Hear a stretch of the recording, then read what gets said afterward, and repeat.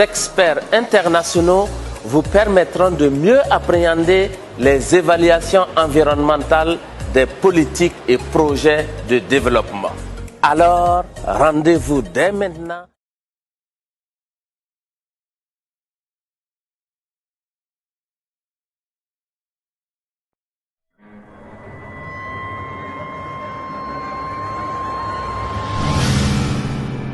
Sur le souci de l'économie, il fallait accroître les industries, il fallait, et tellement on s'est concentré à cet objectif qu'on a oublié l'existence même, on a oublié l'existentiel, l'essentiel, on a oublié l'avenir de la planète, parce qu'on était concentré sur l'évolution industrielle.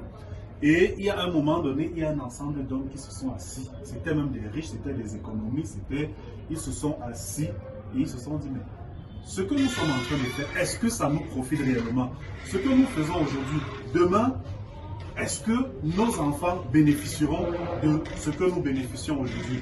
Parce qu'on se soucie de l'économie, c'est vrai, pour le moment, notre climat est encore bien, l'atmosphère est encore bien et tout, mais est-ce que nos enfants demain pourront également jouir de la même chose?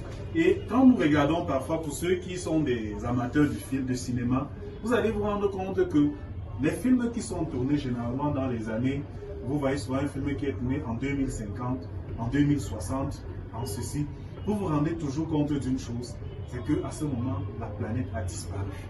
La plupart de ces films, la planète a disparu et les êtres humains vivent dans des vaisseaux. Il y a des rebelles, des personnes qui ont refusé d'aller dans ce canevas et ont décidé d'aller dans des grottes vivre parce que la planète a disparu.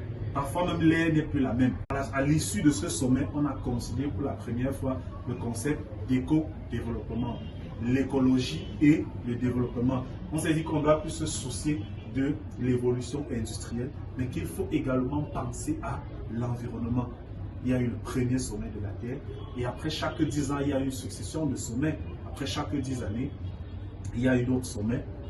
On est arrivé à un sommet qui a été le sommet le plus important jusqu'aujourd'hui. Le sommet capital a été le sommet de 92, Rio de Janeiro. Il y a eu ce sommet de la Terre où, pour la première fois, parce que pour ne pas entrer dans les détails, après le sommet de 72, il y a eu des variations et certains qui voulaient abandonner, qui voulaient intégrer et d'autres qui estimaient que mais en intégrant, est-ce qu'on va s'en sortir? Les Chinois, par exemple, ont estimé que les Américains, longtemps, quand il fallait se développer, n'ont pas passé à l'environnement. Maintenant, pourquoi quand de nouvelles personnes veulent se développer, c'est là qu'on impose, on commence à vouloir les embrouiller, dit qu'il faut penser à l'environnement. Il y a eu ces discussions, et en 1987, il y a le secrétaire des Nations Unies à cette époque qui a donc désigné une commission pour réfléchir sur la question de l'environnement, la question du développement durable.